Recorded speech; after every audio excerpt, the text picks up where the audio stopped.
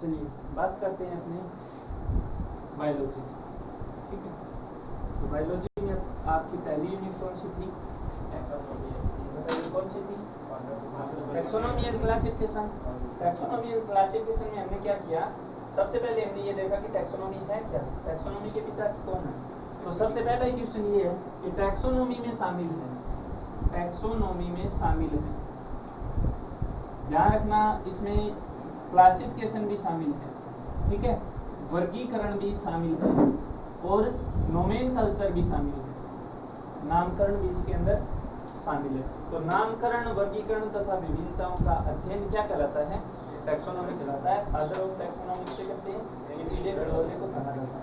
फिर अपने बात करें क्लासिफिकेशन की, तो किसे कहते हैं? वर्गीकरण। जीवों के समूह बनाना क्या है? क्लासिफिकेशन है। आप बताइए वर्गीकरण के पिता कौन है?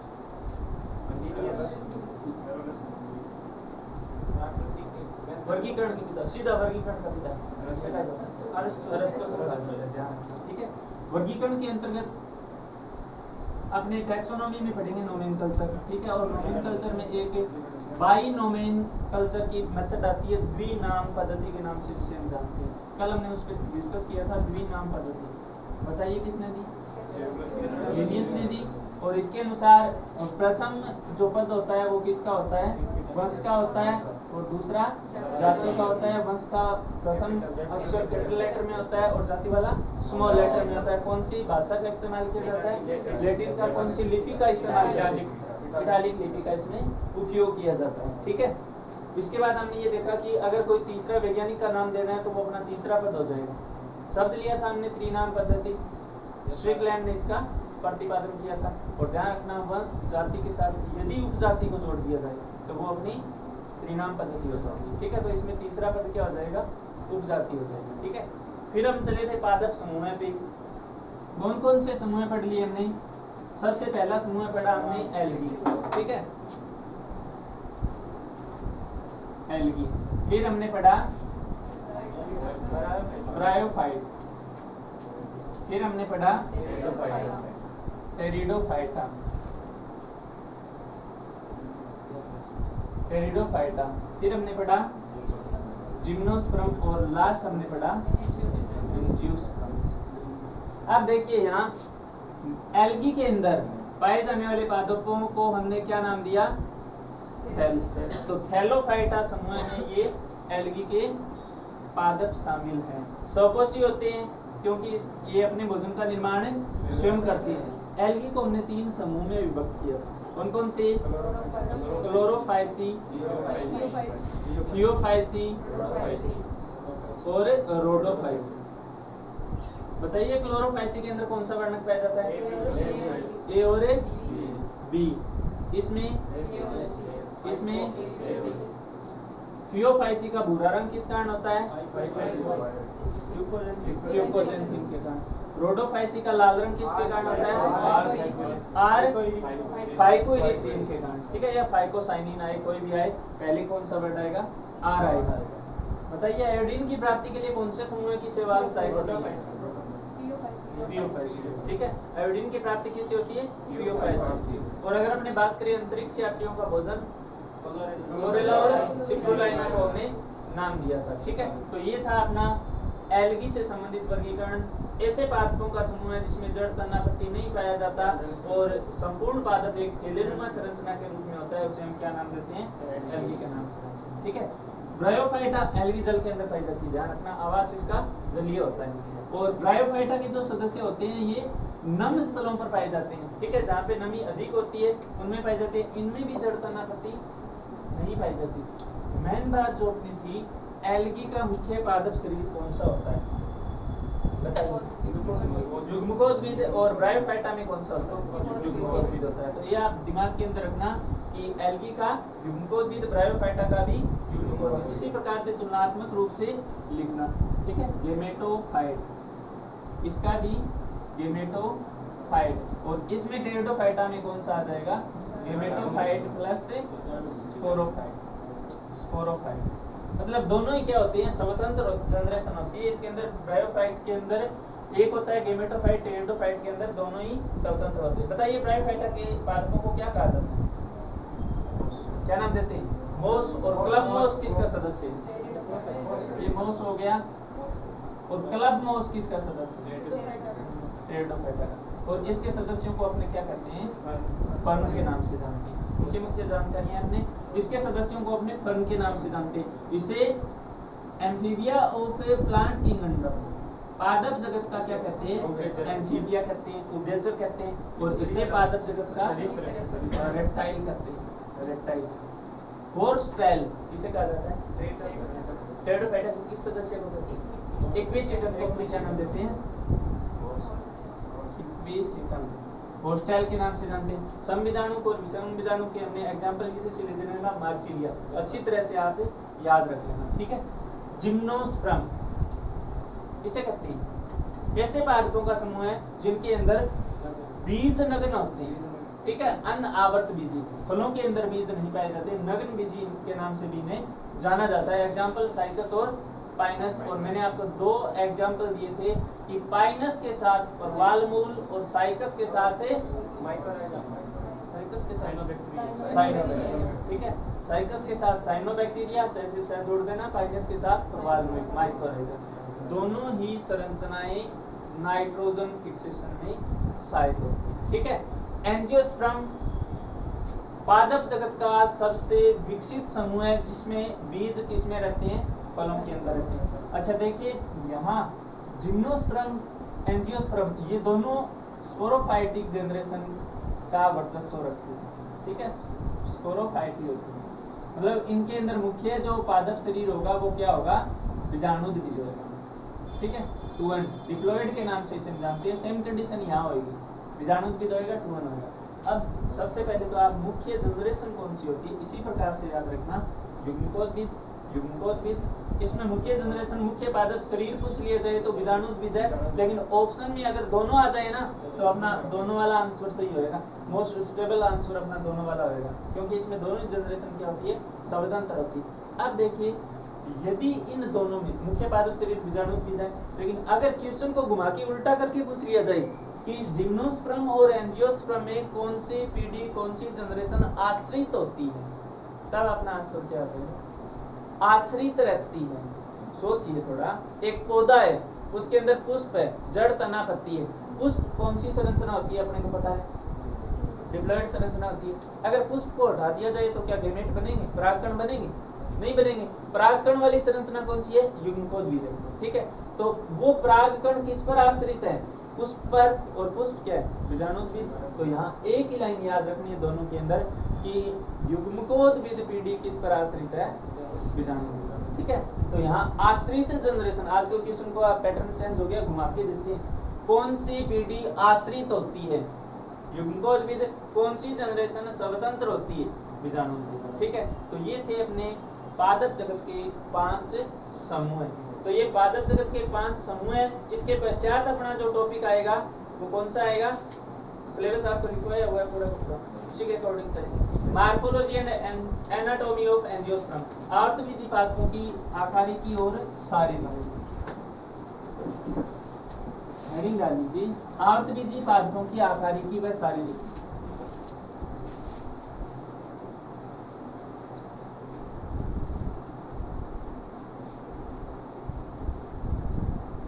Morphology and anatomy of angiosperm plant, angiosperm plant. आवृतबीजी पादपों की आकारिकी और शारीरिकी। देखिए मैंने आपको 3 टर्म्स बताए थे, एक होता है फिजियोलॉजी, एक होता है एनाटॉमी और एक होता है मॉर्फोलॉजी। सीधा सा क्वेश्चन यहीं से पुट होता है, मॉर्फोलॉजी, ठीक है। मॉर्फोलॉजी या इसे क्या बोलते हैं? आकारिकी। एनाटॉमी को क्या बोला जाता है? शारीरिकी। मॉर्फोलॉजी में शामिल है या एनाटॉमी में शामिल है या फिजियोलॉजी में शामिल है, 4 ऑप्शन दिए जाएंगे। ध्यान रखना यहाँ मॉर्फोलॉजी में केवल बाहरी आकार, आकृति या बाहरी लक्षणों को ध्यान में रखा जाता है, ठीक है।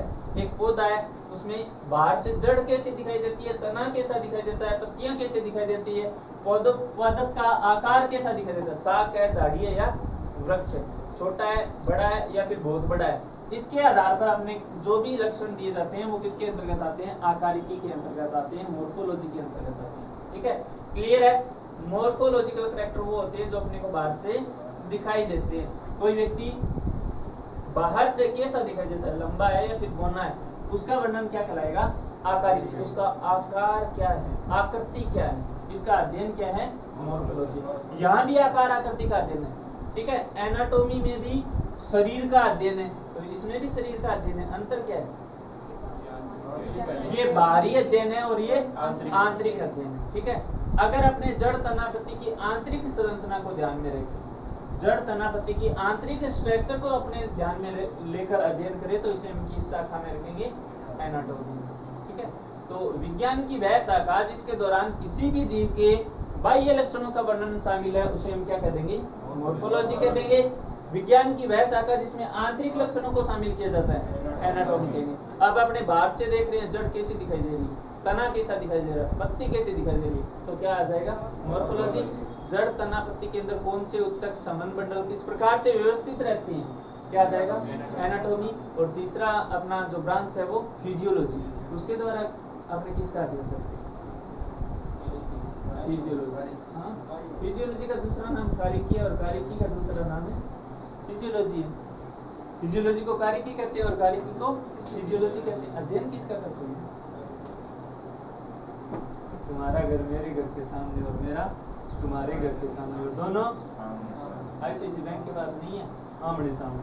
कैसे आएगा व्यक्ति, एड्रेस ये दे रहे हैं अपने, क्या वो एक रमेश का घर है, उसके घर के सामने मेरा है, तू कहाँ का रहने वाला है, कि वो एक रमेश का घर है, उसके घर के सामने मेरा है, तो रमेश का कहाँ है, रमेश का मेरे घर के सामने।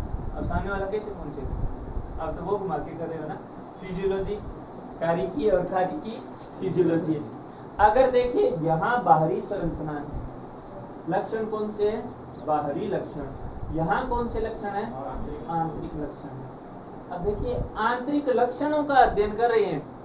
अब वो जड़ तना पत्ती किस प्रकार से अपनी एक्टिविटी करते हैं, कौन सी उसके अंदर क्रियाएं होती है। अब जड़ है तो वो भूमि से खनिज लवण और जल का अवशोषण करेगी और कहाँ तक पहुंचाएगी, पत्तियों तक पहुंचाएगी। वो कैसे पहुंचा रही है, वो कार्य कैसे कर रही है। ठीक है, नंबर एक बात।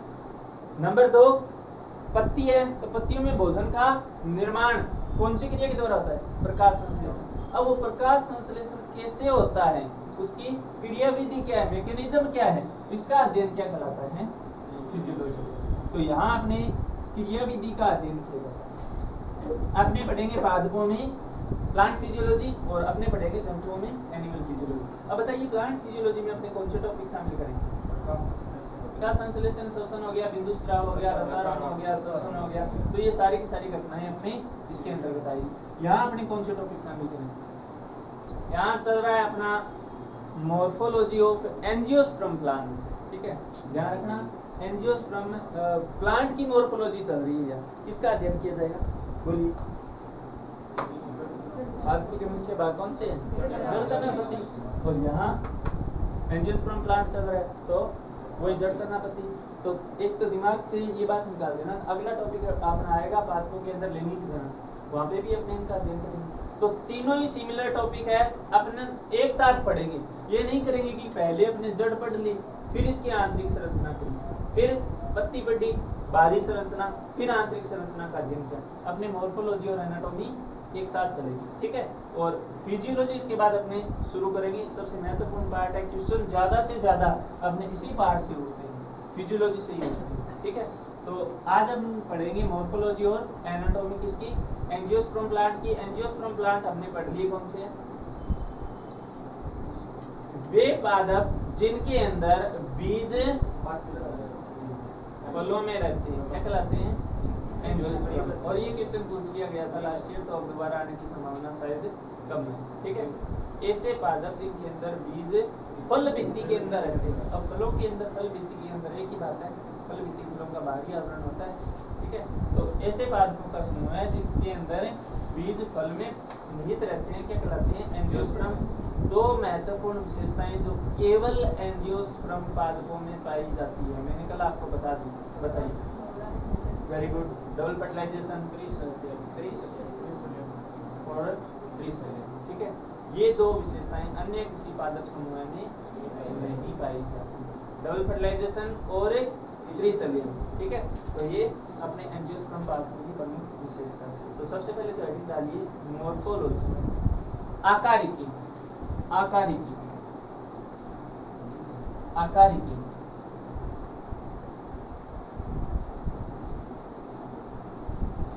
आकारिकी में लिखिए, यह ग्रीक शब्द, यह ग्रीक शब्द मोर्फोस, मोर्फोस ब्रैकेट में लिख लेना, रूप। मोर्फोस का शाब्दिक अर्थ क्या है? रूप, ठीक है। यह ग्रीक शब्द मोर्फोस तथा लोगोस, तो लोगोस अर्थ क्या हुआ? अध्ययन, ठीक है।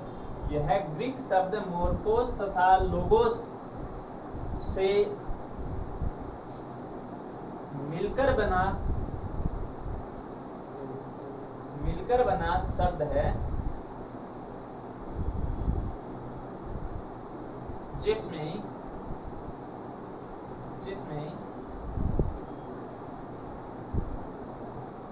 पादप के बाहरी लक्षणों, प्रकार तथा एक पादप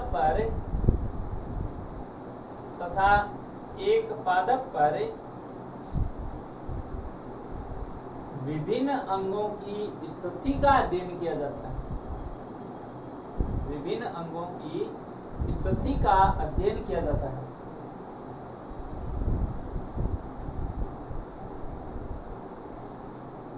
तो मॉर्फोलॉजी पूर्णतः किस पर आधारित है? ध्यान रखना, बाहरी लक्षणों, ठीक है, बाहरी लक्षणों पर। पत्तियां है तो पादप में कहाँ स्थित है, जड़ है तो कहाँ स्थित है, तना है तो कहाँ स्थित है, वो उसकी स्थिति होती है, ठीक है। और उसके बाहरी लक्षण कैसे अपने को वो किस प्रकार की दिखाई देती है, उसका अध्ययन क्या है? मॉर्फोलॉजी। अगला लाइन से लिखिए एनाटॉमी, एनाटॉमी शारीरिकी, शारीरिकी 10 लगा के लिखिए, किसी भी जीव के आंतरिक लक्षणों का अध्ययन, किसी भी जीव के आंतरिक लक्षणों का अध्ययन, आंतरिक लक्षणों का अध्ययन एनाटॉमी के अंतर्गत किया जाता है, आंतरिक लक्षणों का अध्ययन एनाटॉमी के अंतर्गत किया जाता है।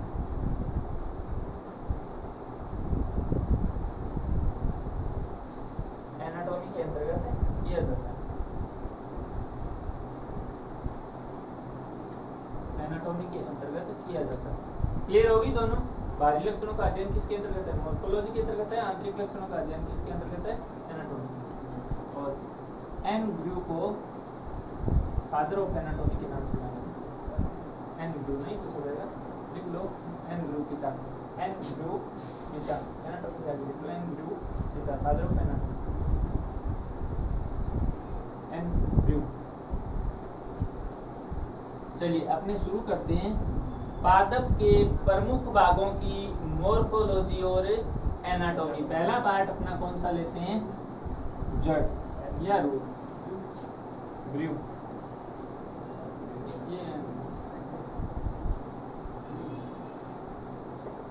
पहला पार्ट अपना जड़ या रूट।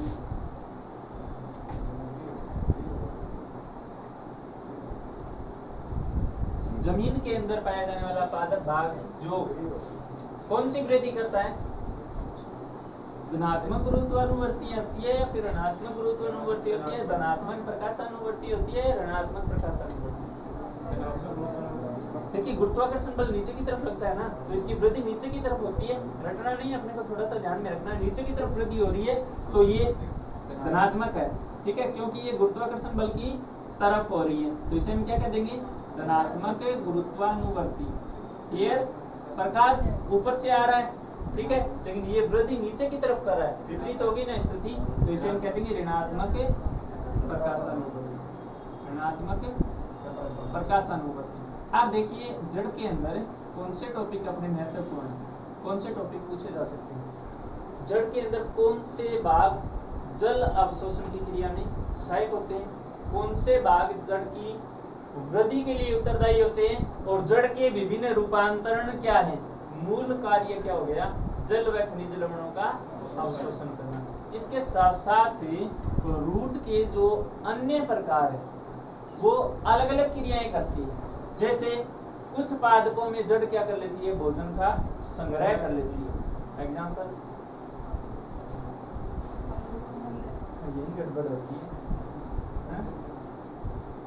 यही गड़बड़ है। ये क्वेश्चन सीधा पूछता है, वो आलू क्या है, आलू तना है, ठीक है, गलती मत करना, आलू तना है, जो नीचे लगता है वो हर सामग्री जड़ हुई। शकरकंद नाम सुना है, मीठा आलू, जिसे मीठा आलू के नाम से जानते हैं, वो क्या करती है, भोजन का संग्रह कर लेती है। शकरकंद, हाँ शकरकंद भोजन का संग्रह कर लेती है और रूपांतरित हो जाती है। गाजर, मूली, तो ये सारे के सारे भोजन को संग्रहित कर लेते हैं और ये जड़ें खाने के काम आती है, ठीक है, ये भोजन संग्रह हो गया। अब बताइए ऐसे पादप जिनके अंदर जड़ें श्वसन की क्रिया में सहायक होती है, कैसे करती है श्वसन, जड़ों के द्वारा श्वसन होता ही नहीं, पत्तियों के द्वारा होता है। जड़ें किनमें करती है क्या, किन्हीं पादपों इनमें, न्यूमेटोफोर, वेरी गुड। अपने जो मैंग्रोव वनस्पतियां होती है ना, जो दलदली क्षेत्रों में पाई जाती हैं, उनके अंदर जड़ें नीचे वृद्धि करने के पश्चात इस प्रकार से खूंटे के रूप में बाहर निकल जाती है और इन पर श्वसन छिद्र पाए जाते हैं, जिन्हें न्यूमेटोफोर के नाम से जानते हैं, और इन जड़ों को कहते हैं श्वसन मूल, ठीक है। तो ये श्वसन मूल श्वसन की क्रिया में सहायता करती है। क्या जड़ें प्रकाश संश्लेषण भी करती है, ररम तो होता ही नहीं, तो फिर प्रकाश संश्लेषण कैसे करती है, एग्जाम्पल दे सकते हो। सिंगाड़ा देखा है क्या, सिंगाड़ा जल के अंदर पाया जाता है, ठीक है, तो उसमें जड़ें हरे रंग की होती है और वो प्रकाश संश्लेषण में सहायक होती है। कुछ पादपों में जड़ नाइट्रोजन फिक्सेशन का कार्य करती है। तो ये हो गए जड़ों के विभिन्न प्रकार के रूपांतरण और इनसे संबंधित क्वेश्चन से ज्यादा पूछे जाते हैं, ठीक है। आंतरिक संरचना से भी महत्वपूर्ण ये है, आप देखिए जड़ों पर पाए जाते हैं मूल रोम और तने पर पाए जाते हैं तने के रोम, ठीक है। और मूल रोम और तने के रोम में क्या अंतर है, मूल रोम हमेशा याद रखना एक कोशिकीय होते हैं, क्या होते हैं, एक कोशिकीय, जबकि तने के जो रोम होते हैं वो बहुकोशिकीय होते हैं, ठीक है। तो मूल रोम हमेशा से ही एक कोशिकीय होते हैं और मूल रोम का कार्य क्या होता है, जल का अवशोषण करना, ठीक है। जड़ों के द्वारा अवशोषित जल को जाइलम के द्वारा ऊपर तक पहुंचाया जाता है। तो जड़ में लिखिए, जड़ या रूट हेडिंग डालिए, अपने शॉर्ट करेंगे, जितना शॉर्ट हो उसके उतना शॉर्ट करेंगे, लेकिन पूरी की पूरी जानकारी इनके अंदर समाहित होगी। बीच में कोई वर्ड समझ में नहीं आए तो रोक के पूछ लिया करो। धनात्मक गुरुत्वानुवर्ती,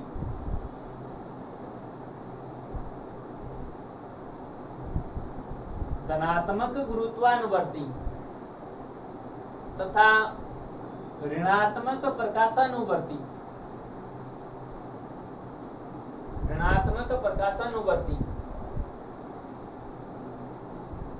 धनात्मक गुरुत्वानुवर्ती तथा ऋणात्मक प्रकाशानुवर्ती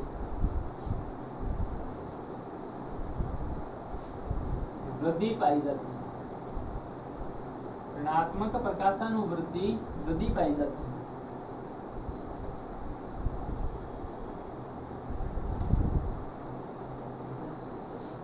प्रकाशानुवर्ती वृद्धि पाई जाती है। अगला पॉइंट लिखिए,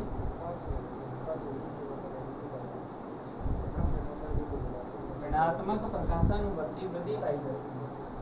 अगला बिंदु लिखिए, नोड इंटरनोड, क्या बोलते हैं इनको, परव और परव संधियां बोलते हैं हिंदी में, ठीक है। नोड इंटरनोड, परव तथा परव संधियां। नोड इंटरनोड व नोड, इंटरनोड व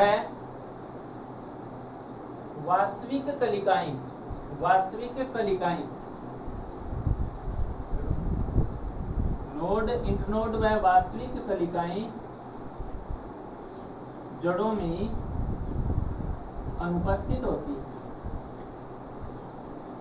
जड़ों में अनुपस्थित होती है।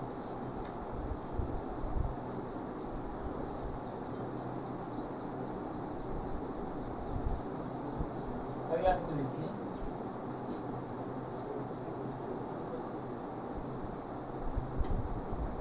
देखिए जड़ के अंदर सबसे ऊपर की तरफ एक पार्ट होता है, ये वाला पार्ट, यहाँ ये जो आपको गाभीनुमा संरचनाएं दिखाई दे रही है, इन संरचनाओं को अपने क्या नाम देते हैं?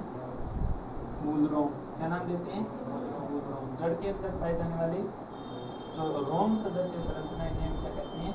मूल रोम। और जिस क्षेत्र में ये मूल रोम पाए जाते हैं उस क्षेत्र को क्या कहा जाता है? परिपक्वन क्षेत्र। ठीक है, परिपक्वन क्षेत्र। तो सर्वाधिक जल का अवशोषण कौन सा क्षेत्र करेगा? क्षेत्र पूछ लिया जाए तो कौन सा करेगा? परिपक्वन क्षेत्र। और कौन सी संरचना पूछ ली जाए तो मूल रोम। तीसरा क्वेश्चन, मूल रोम किस क्षेत्र में पाए जाते हैं? तीन क्वेश्चन बन गए ना, तो एक लाइन लिखिए। अगला जड़ों पर एक कोशिकीय, जड़ों पर एक कोशिकीय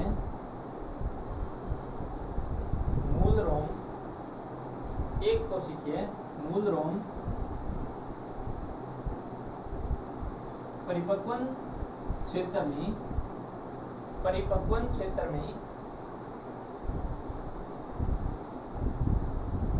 पाए जाते हैं जो जल का अवशोषण करते हैं, जो जल का अवशोषण करते हैं, जल का अवशोषण करते हैं।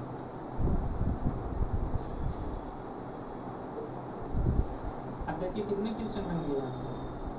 सबसे महत्वपूर्ण क्वेश्चन मूल रोम होते हैं, एक कोशिकीय, बहुकोशिकीय, द्विकोशिकीय, उपरोक्त सभी। हमेशा ध्यान रखना एक कोशिकीय होती है। ठीक है, पहला क्वेश्चन मूल रोम होते हैं एक कोशिकीय, कौन से क्षेत्र में पाए जाते हैं? परिपक्वन क्षेत्र। कार्य क्या होता है? जल का अवशोषण। जल का अवशोषण करने के लिए मूल का कौन सा क्षेत्र उत्तरदायी है? ठीक है, क्लियर है?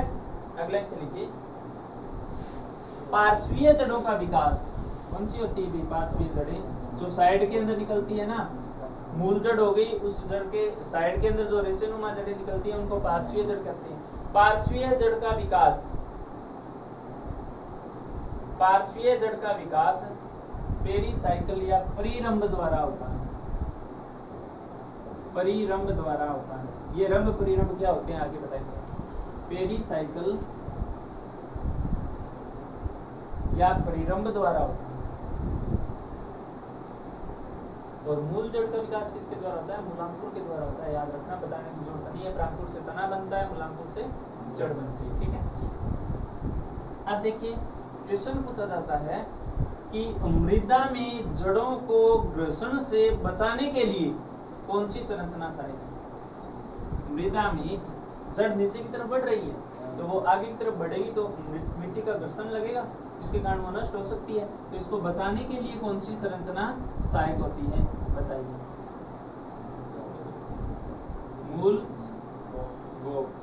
जड़ के एकदम टिप पर टोपीनुमा संरचना जो पाई जाती है उसे हम क्या नाम देते हैं? रूट कैप या मूलगोप के नाम से जानते हैं। घर्षण से बचाने में यह संरचना सहायक होती है। तो अगला बिंदु लिखिए, मूल का शीर्ष, मूल का शीर्ष लगा के लिखिए मूल गोप।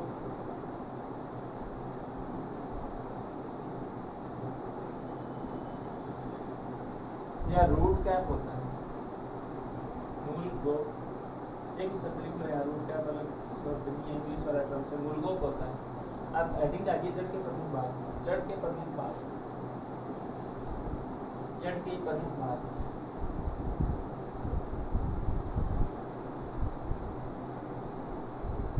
कितने भाग दिखाई दे रहे हैं बताइए? पहला भाग हो गया कौन सा? मूल गोप, ये लो मूल गोप। दूसरा भाग हो गया कौन सा, ज्योति क्षेत्र। तीसरा भाग हो गया विकीर्ण क्षेत्र और चौथा भाग हो गया कितने क्षेत्र हो गए, चार। चारों ही क्षेत्रों के कार्य पूछे जाते हैं। पहला भाग लिखिए मूल गोप, जड़ों के भाग, पार्ट ऑफ रूट, जड़ों के भाग। मूल गोप परिभाषा दोबारा नहीं लिख पाएंगे। जड़ के शीर्ष पर पाई जाने वाली संरचना क्या कहलाती है, मूल गोप। तो डैश लगा के लिखिए वृद्धि के दौरान जड़ों को घर्षण से बचाना, घर्षण से बचाना, ब्रैकेट में लिख लेना मूलाग्र की सुरक्षा करना, घर्षण से बचाना और ब्रैकेट में लिख लेना मूलाग्र की सुरक्षा करना, मूलाग्र की सुरक्षा करना। देखिए इसको तोड़ेंगे तो क्या निकलेगा, मूल प्लस अगर, मूल का अगर भाग क्या कहलाता है, मूलाग्र। इसकी सुरक्षा के लिए कौन सी संरचना उत्तर रही है, मूल। पहला क्षेत्र हो गया अपना। अगला लिखिए विभज्योत क्षेत्र, विभज्योत क्षेत्र। अब देखिए अपने को पता है कि विभज्योतक जो क्षेत्र होता है, विभज्योतक जो कोशिकाएं होती है उनका कार्य क्या होता है, विभाजन करना। विभज्योत क्षेत्र का कार्य क्या होता है, अपने जंतुओं में भी पढ़ेंगे। विभज्योतक उत्तक कार्य क्या होता है, विभाजन के द्वारा नई नई कोशिकाएं बनाना। स्वयं कार्य यहाँ होगा, इस क्षेत्र की कोशिकाएं लगातार क्या करेगी, डिवीजन करेगी, विभाजन करेगी, जिसके द्वारा नई कोशिकाओं का विकास होगा। दीर्घ कहते लंबे, यहाँ कोशिका अपने आकार आकृति को बड़ा कर लेती है, ठीक है। तो यहाँ लंबाई में क्या होगी, वृद्धि होगी, ध्यान रखना, ठीक है। विभज्योतक क्षेत्र में लिखिए डैश लगा के सघन जीवद्रव्य वाली, घना जीवद्रव्य होता है, सघन जीवद्रव्य वाली, सघन जीवद्रव्य वाली पतली भित्ति की, पतली भित्ति की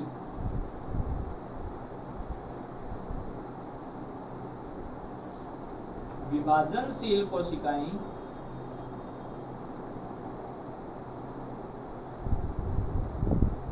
विभाजनशील कोशिकाएं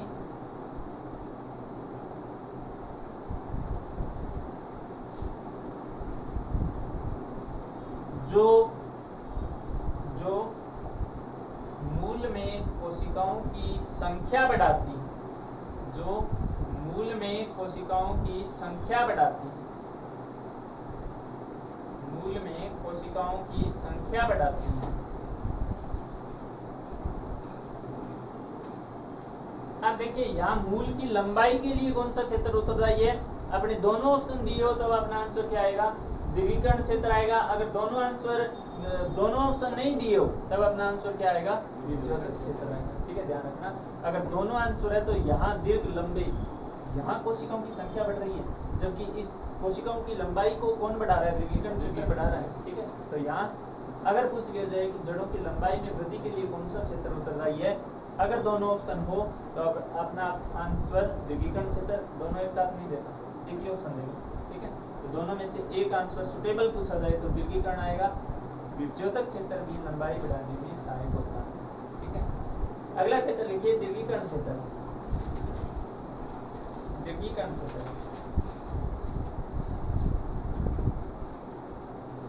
द्विविकर्ण क्षेत्र। अब देखिए विभाजन केवल इसी क्षेत्र में होता है, कौन से में, विभज्योतक क्षेत्र में। इस क्षेत्र की कोशिकाएं क्या करती है, विभाजन करती है। और द्विविकर्ण क्षेत्र की कोशिकाओं में विभाजन की क्षमता नहीं पाई जाती, याद रखना विभाजन की क्षमता नहीं पाई जाती। तो लिखिए विभाजन नहीं होता, विभाजन नहीं होता,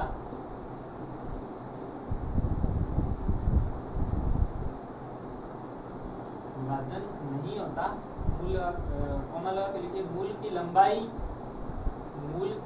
लंबाई बढ़ाने में सहायक, मूल की लंबाई बढ़ाने में सहायक,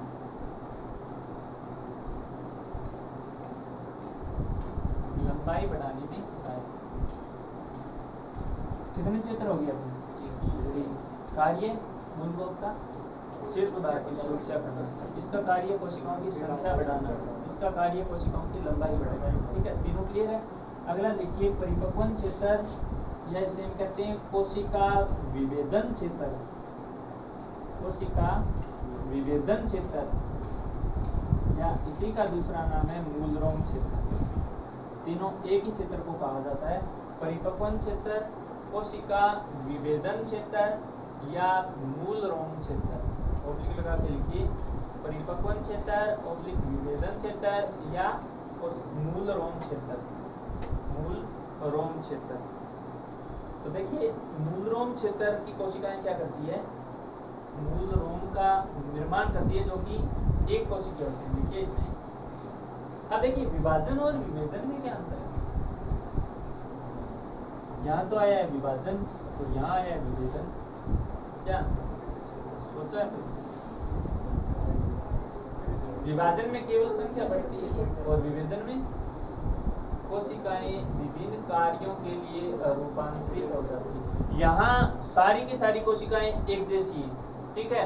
अब आधी कोशिकाओं को तो जाइलम बनाना पड़ेगा और आधी कोशिकाओं को फ्लोएम बनाना पड़ेगा। ये काम कहाँ होगा, परिपक्वन क्षेत्र, ठीक है। तो ये परमानेंट टिश्यू, स्थायी ऊतक जो जाइलम फ्लोएम होते हैं, उनका निर्माण कर लेते हैं विभेदन के द्वारा। अब जाइलम जड़ के द्वारा जल अवशोषण में सहायक होता है और फ्लोएम भोजन का वितरण करने में सहायक होता है, ठीक है। तो यहाँ विभेदन कोशिकाओं का विभिन्न कार्यों के लिए रूपांतरित होना, विभाजन कोशिकाओं की संख्या बढ़े, ठीक है। तो लिखिए इस क्षेत्र की कोशिकाएं, इस क्षेत्र की कोशिकाएं विभिन्न कार्यों हेतु, इस क्षेत्र की कोशिकाएं विभिन्न कार्यों हेतु रूपांतरित होकर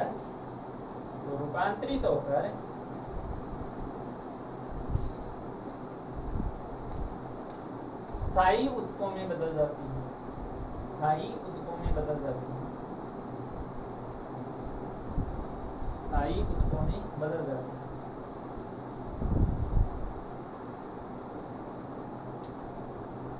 इस क्षेत्र में पाए जाने वाले मूलरोम, इंपॉर्टेंट लाइन है, इस क्षेत्र में पाए जाने वाले मूलरोम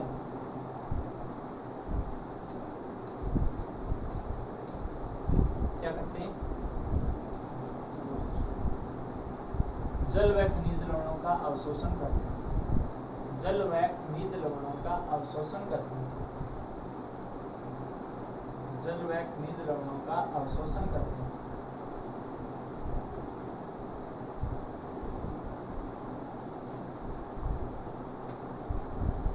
तो ये हो गए जड़ों के प्रमुख भाग, ठीक है। क्लियर है, कोई दिक्कत नहीं है। एक एक लाइन के अंदर अपने को इसी प्रकार से याद रखना है। देखिए मूल गोप का कार्य क्या हो जाएगा, मूल शीर्ष की सुरक्षा करना, जड़ों को घर्षण से बचाना। विभजोतक क्षेत्र का कार्य क्या हो जाएगा, कोशिकाओं की संख्या को बढ़ाना, जो कि जड़ों की लंबाई को बढ़ाने में भी सहायक होता है।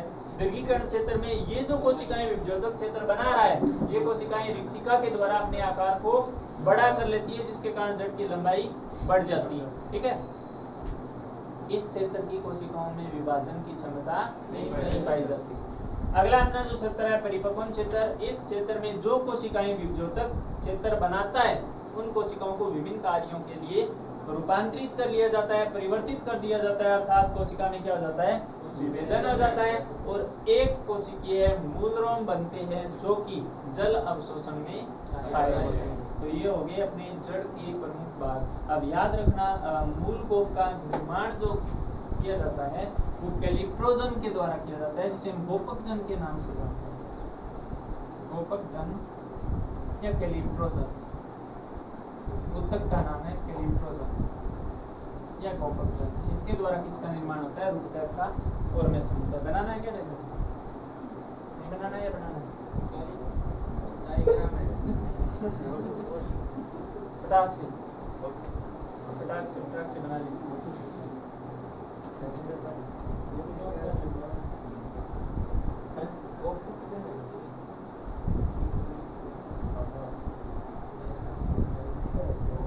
कि अपने को पढ़ने की जरूरत नहीं है, डायग्राम में अपने जो चार शब्द है इन चारों के अपने को कार्य याद रखने हैं। रूट गैप या मूल गैप का कार्य क्या हो जाएगा, शीर्ष की सुरक्षा करना। विभ्योतक का कार्य क्या हो जाएगा, कोशिकाओं की संख्या बढ़ाना। दीर्घीकरण कोशिकाओं की लंबाई बढ़ाना।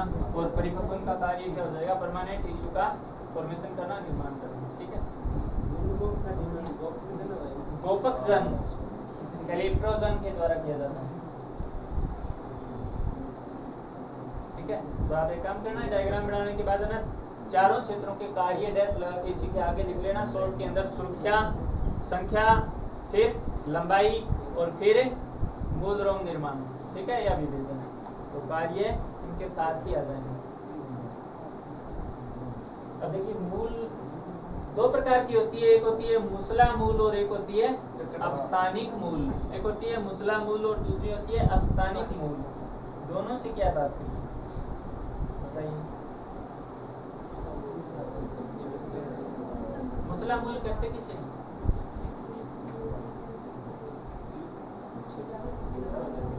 टैप रूट किसे करते हैं।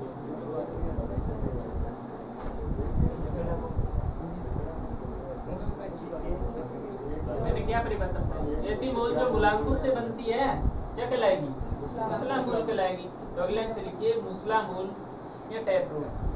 मुसला मूल, हाँ नहीं है, मूल की चल रही है, जड़ों की चल रही है, जड़ में चल रही है अपनी मुसला मूल। मुसला मूल टैप रूट के नाम से इसे हम जानते हैं।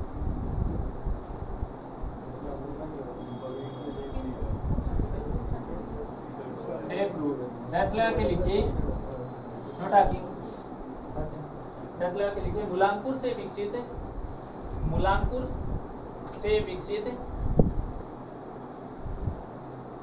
मूलांकुर से विकसित प्राथमिक मूल, प्राइमरी रूट होती है। मूलांकुर से विकसित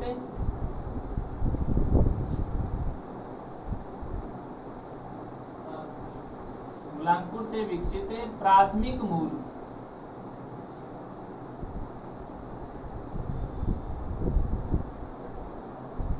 जो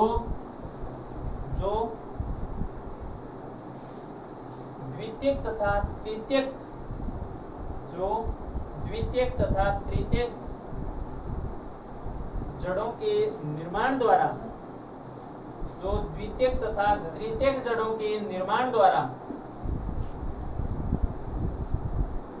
द्वितीयक तथा तृतीयक जड़ों के निर्माण द्वारा जड़ तंत्र का निर्माण करते हैं। जड़ तंत्र का निर्माण करते हैं, जड़ तंत्र का निर्माण करते हैं। अब काम की चीज क्या है, ये किनमें पाई जाती है, द्विबीजपत्री पादपों में होती है या एक बीजपत्री में। ये डाइकोट प्लांट के अंदर पाई जाती है। ठीक है, तो लिखिए यह द्विबीजपत्री पादपों, यह द्विबीजपत्री पादपों की विशेषता है। यह द्विबीजपत्री पादपों की विशेषता है। सीधा सा क्वेश्चन पूछ लेता है, द्विबीजपत्री पादपों में कौन सी मूल पाई जाती है, या मुसला मूल किन पादपों में पाई जाती है, एक बीजपत्री में, द्विबीजपत्री में, दोनों में, दोनों में नहीं। ठीक है, तो ये डाइकोट प्लांट के अंदर पाए जाने वाला पार्ट होता है। ठीक है, अगला से लिखिए एक बीजपत्री पादपों में, बिना हेडिंग डाले सीधे लिखना, एक बीजपत्री पादपों में, एक बीजपत्री पादपों में रेशेदार मूल, रेशेदार मूल तंत्र पाया जाता है। रेशेदार मूल तंत्र पाया जाता है।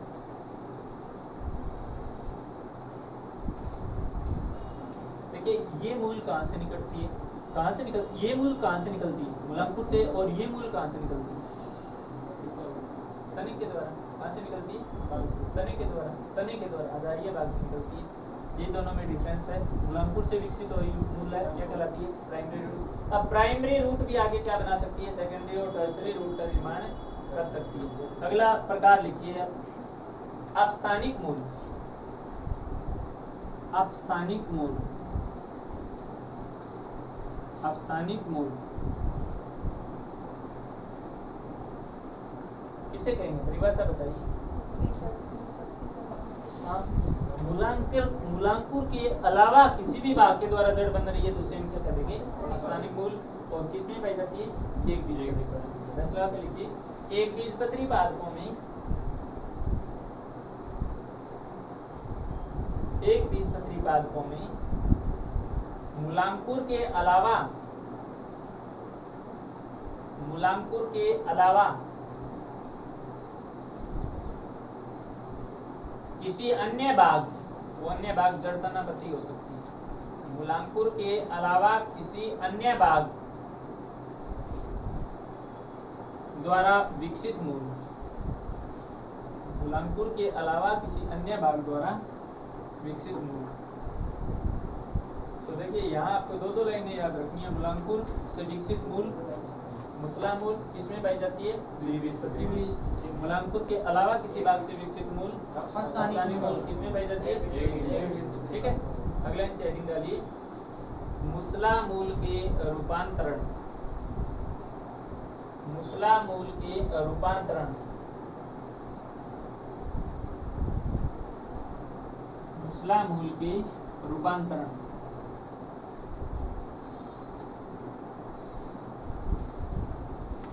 देखिए जड़ें क्या करती है? भोजन संग्रह या फिर कुछ अन्य कार्य के लिए अपने आप को रूपांतरित कर लेती है।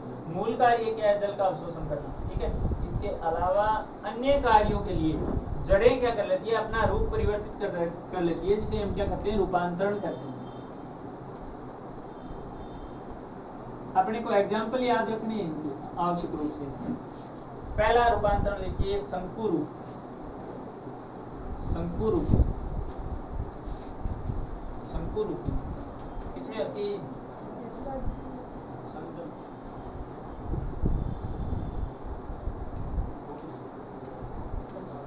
गाजर, ठीक है। एग्जाम्पल याद रखने हैं, शंकुरूपी। 10 लगा के लिखिए गाजर। 10 लगा के लिखिए ऊपरी भाग, इसी में लिखना ऊपरी भाग, ऊपरी भाग चौड़ा, नीचे की तरफ पतली। ऊपरी भाग चौड़ा, नीचे की तरफ पतली।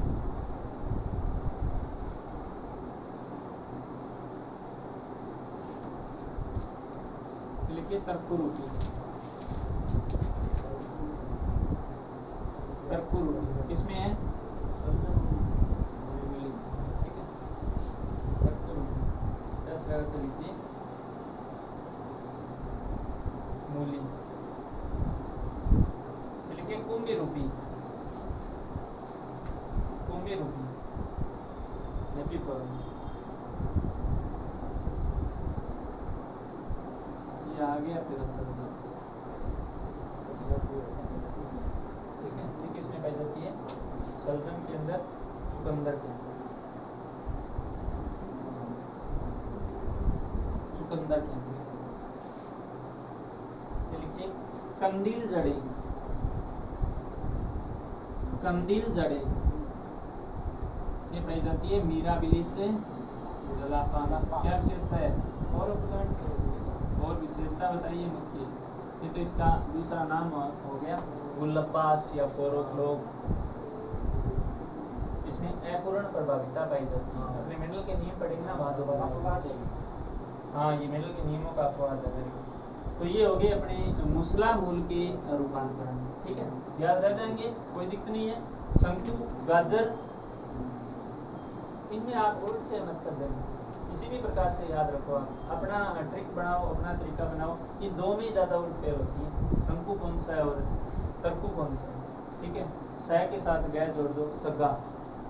शंकु, गाजर, ठीक है। दूसरा अपने आप याद रह जाए, ठीक है। तर्कु, मूली, कुंभी रूपी, सलजम, चुकंदर और कंदील जड़ें मीराबिलिस जलापा के अंदर। फिर लिखिए अपस्थानिक जड़ों के रूपांतरण। ये तो हो गए मुस्ला मूल के रूपांतरण। लिखिए अपस्थानिक जड़ों के रूपांतरण, अपस्थानिक जड़ों के रूपांतरण।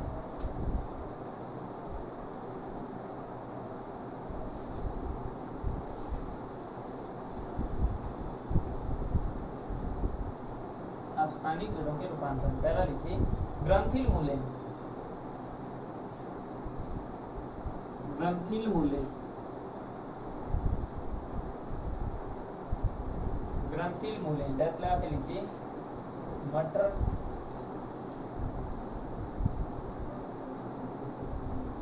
चना,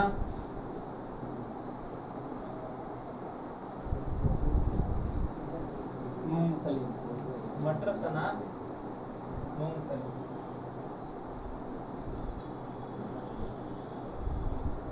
लिखिए न्यूमेटोफोर, न्यूमेटोफोर, न्यूमेटोफोर दस लगा के लिखिए जूसिया, राइजोफोरा, जूसिया, राइजोफोरा।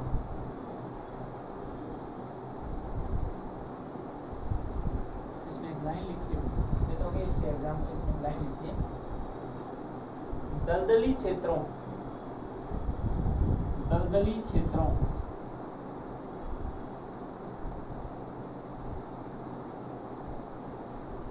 और इनको क्या नाम देते हैं, मैंग्रोव वनस्पति।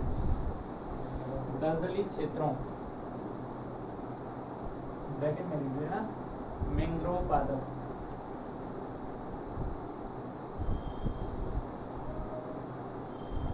में उपस्थित, दलदली क्षेत्रों में उपस्थित,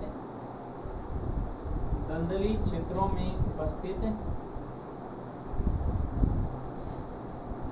ऋणात्मक गुरुत्वानुवर्ती, प्रकाशानुवर्ती कौन सी हो जाएगी, ऋणात्मक हो जाएगी, ऋणात्मक गुरुत्वानुवर्ती तो वृद्धि करने वाली मूल, दलदली क्षेत्रों में ऋणात्मक गुरुत्वानुवर्ती वृद्धि करने वाली मूल, वृद्धि करने वाली मूल जो श्वसन में सहायक, जो श्वसन में सहायक है, श्वसन में सहायक।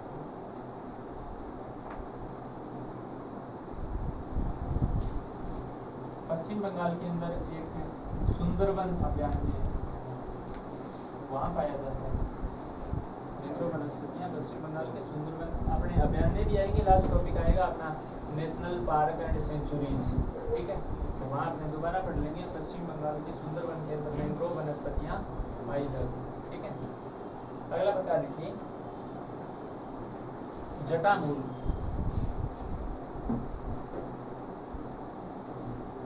जटामूल 10 लगा के लिखिए मक्का,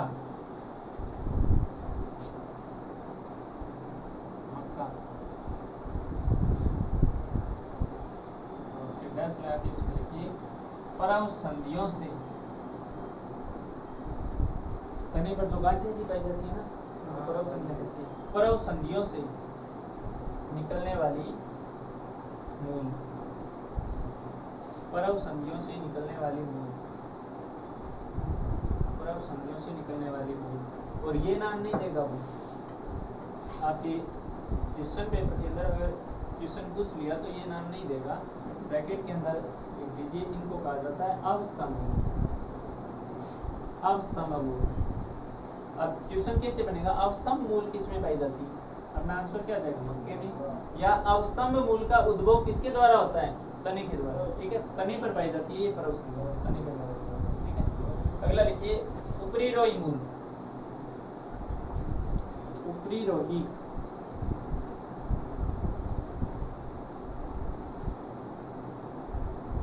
ऊपरी रोही मूल 10 लगा के लिखिए आर्किड में। देखिए ऊपरी रोही मतलब ये क्या है, जड़ों में तो है नहीं, तो फिर जमीन के अंदर नहीं है, तो ये कहाँ पे है, वायु के अंदर है। तो ये होता क्या है, आर्किड एक अधिपादप है, ठीक है। ये क्वेश्चन ऊपरी रोए का आए न आए, लेकिन आर्किड के बारे में एक और क्वेश्चन पूछा जाता है। पहला तो ये निम्न में से अधिपादप है, अधिपादप कहलाता है जो अन्य पादपों पर अपना जीवन यापन पूर्ण करता है, ठीक है। पहला तो ये क्या है, एक अधिपादप है। अब दूसरा क्वेश्चन क्या है, इस आर्किड के अंदर एक उत्तक पाया जाता है और उस उत्तक का नाम क्या है, वेलामेन उत्तक। ये ऊपरी भाग पर ये लटकती हुई स्थिति में रहता है वेलामेन उत्तक, और वातावरण में जो नमी होती है, कल मैं जो एग्जांपल बता रहा था ना, गिलास वाला बाहर पानी गिरने लग जाता है, वो काम इसका होता है, वातावरण में उपस्थित नमी को अवशोषित करना। तो ये जल की आपूर्ति किसके द्वारा करता है, वेलामेन उत्तक के द्वारा करता है, ठीक है। क्वेश्चन इस प्रकार से पूछा जाता है कि आर्द्रताग्राही उत्तक वेलामेन उत्तक किसमें पाया जाता है, या आर्किड के अंदर पाया जाने वाला आर्द्रताग्राही उत्तक कौन सा है, वेलामेन, ठीक है। तो आर्किड ब्रैकेट में लिख लेना, अधिपादप में उपस्थित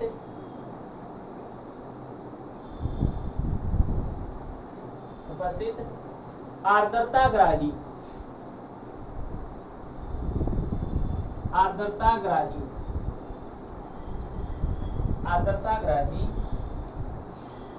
उत्तक, आर्द्रताग्राही उत्तक युक्त वायवीय जड़ें। अब देखिए वायु में कौन सी जड़ें पाई जाती है, ऊपरी रोई, ठीक है। कौन सी जड़ें, ऊपरी रोई, और इन पर पाया जाने वाला उत्तक कौन सा है, वेलामेन, जो क्या करता है, वातावरणीय नमी को अवशोषित करता है। जल की आपूर्ति वातावरणीय नमी के द्वारा करता है, ठीक है। अगला लिखिए, पर्णील जड़ें। पत्तियों पर जड़ें किसमें है बताइए, एक ही पादप है। हाँ, पत्तियों के द्वारा प्रजनन कौन करता है, बस तो पत्थर चट्टा। पर्णील जड़ें, पत्तियों पर जड़ें किसमें है, पत्थर चट्टा, डायोफिलम के नाम से सुना। किसमें काम में लेते हैं, पथरीले क्षेत्रों में पाए जाते हैं। और पत्थरी पड़ जाती है ना, तब इस पत्थर चट्टे की पत्तियों को कूट के इसके खिलाना। नागफणी अपने तुझाए ना, इधर कहाँ से आता, कहाँ से, पल्लिका से, इधर वाले साइड में, इधर ये बाईपास वाली रोड है ना, उसमें मतलब इस प्रकार की संरचना होती है। ये पत्ती है, ठीक है, इस पत्ती पर ये पत्ती है, मतलब पत्ती के ऊपर एक गुद्देदार पत्ती पाई जाती है, मोटी पत्ती होती है, उसे नागफनी ओफेंसिया के नाम से जानते हैं। इसके अंदर लसलसा तरल पदार्थ भरा रहता है, ठीक है। पत्तियां ही क्या करती है, प्रकाश संश्लेषण करती है, पत्तियां ही क्या करती है, भोजन संग्रह करती है, और इन पत्तियों पर कांटे पाए जाते हैं। अब वो मोटी मुक्ताकार होगी ना, वो तो हो गया अपना डंडा थोर, ठीक है, और पत्तियां होगी वो होगी अपनी ओफेंसिया या नागफनी, ठीक। ये एक आदर्श मरुद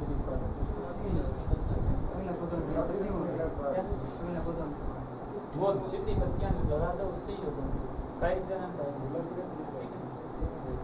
अगला लिखिए, स्तंभ मूल।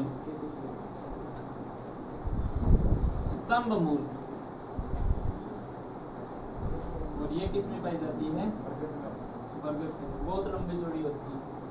अब कहाँ का एक दिन आया था ना, वो बाढ़ के कारण दुनिया का सबसे विस्तृत बरगद 7 किलोमीटर पता नहीं इतनी लंबाई के अंदर फैला हुआ था, नष्ट हो गया। हाँ, 7 किलोमीटर उनकी ना बहुत लंबाई तक शाखाएं जाती है। अब तना है, इस तने के नीचे जड़ आ रही है, तो वो तने को तो सहारा मिलता ही रहेगा, वो आगे बढ़ेगा। बरगद के अंदर जड़ों के द्वारा हो सकता है, एक जनन हो सकता है, वैसे इसके अंदर बीज पाए जाते हैं, वो दिक्कत नहीं, ठीक है। फिर लिखिए, परजीवी जड़ें। परजीवी जड़ें, और ये अमरवेल के कस्कुटा, अमरवेल के अंदर इसको कस्कुटा के नाम से, और डेंड्रोफ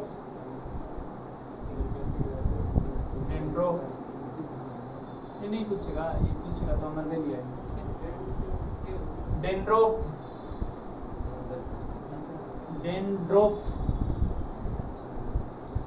ये है सर रेनड्रॉप। ठीक है, तो ये हो गए अपने अवस्थानिक मूल के प्रमुख रूपांतर। दो चार और लिखिए। एक होती है मृतोपजीवी जड़ें, मृतोपजीवी जड़ें, मृतोपजीवी जड़ें, और ये मोनोट्रापा के अंदर पाई जाती है, जो कि कीट पक्षी पादप है। मोनोट्रापा। ठीक है, और मैंने आपको अवस्तंभ मूल बता दिया ना, दोबारा लिख लीजिए, बड़ा इंपॉर्टेंट है। अवस्तंभ मूल किसमें बताया था मैंने? मक्का के अंदर। इसके साथ और लिख लीजिए गन्ना। मक्का का जो पौधा होता है इसमें तने के द्वारा लटकती हुई जड़ें पाई जाती है, जिनको अवस्तंभ, हाँ होती है ना, वही है, लटकती हुई साइड के अंदर तने के ऊपर पाई जाती है ना, मक्का, गन्ना, ज्वार। ठीक है, अवस्था मूल तने के द्वारा इसका विकास होता है। देखिए प्रकाश संश्लेषी मूल, क्या उदाहरण दिया था मैंने, बताइए, जिसके अंदर प्रकाश संश्लेषण पाया जाता है? सिंघाड़ा। सिंघाड़ा ट्रेपा के नाम से इसे जानते हैं, ट्रेपा। और टीनोस्पोरा, टीनोस्पोरा। ठीक है, टीनोस्पोरा।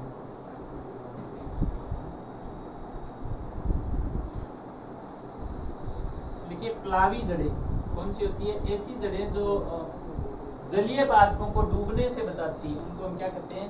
प्लावी जड़ें कहते हैं। और ये जूसिया के अंदर पाई जाती है,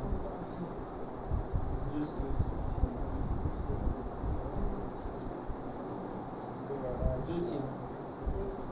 लिखिए आरोही जड़ें, आरोही जड़ें, आरोही जड़ें।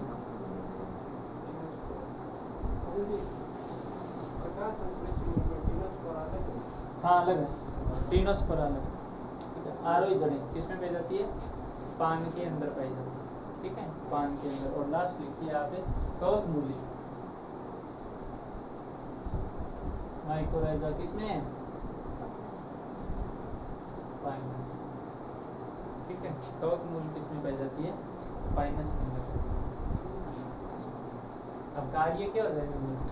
जड़ों के कार्य बताइए। जल अवशोषण करना, खनिज लवणों का अवशोषण करना, पादपों को स्थायित्व प्रदान करना। ठीक है, और संवहन क्रिया में सहायता प्रदान करना। याद रह जाएंगे, दिखाने की कोई जरूरत नहीं। तो अपना पहला पार्ट कंप्लीट हो गया। और अगले सेटिंग डालिए तना, तना क्लियर है? पूछना है कुछ? ग्रंथिल मूले, मटर, चना, मूंगफली के अंदर श्वसनकारी मूले, जूसिया राइजोफोरा के अंदर, जटा मूले मक्का के अंदर, ऊपरी रोई आर्किड के अंदर, पर्णिल जड़ें जो पत्तियों के द्वारा प्रजनन करती है पत्थर चट्टा के अंदर। स्तंभ मूल का कार्य होता है बरगद के तने को सहारा प्रदान करना। परजीवी जड़ें अमरबेल, किसी पादप पर ये अमरबेल अगर लग जाती है ना, तो शुष्कांग की सहायता से उस पौधे के सारे पोषक पदार्थों को अवशोषित कर लेती है, जिसके कारण पौधा सूख जाता है। पीले रंग की होती है। ठीक है, तना इसका पीले रंग का होता है। फिर मृतोपजीवी मोनोट्रापा, कीट पक्षी पादप के अंदर, अवस्तंभ मक्का, गन्ना, ज्वार के अंदर प्रकाश संश्लेषण करने वाली मूल सिंघाड़ा। ठीक है, तो ये हो अपने मूल। तना क्या है? तना में बताइए, है क्या? क्या परिभाषा देंगे? देखिए पादप का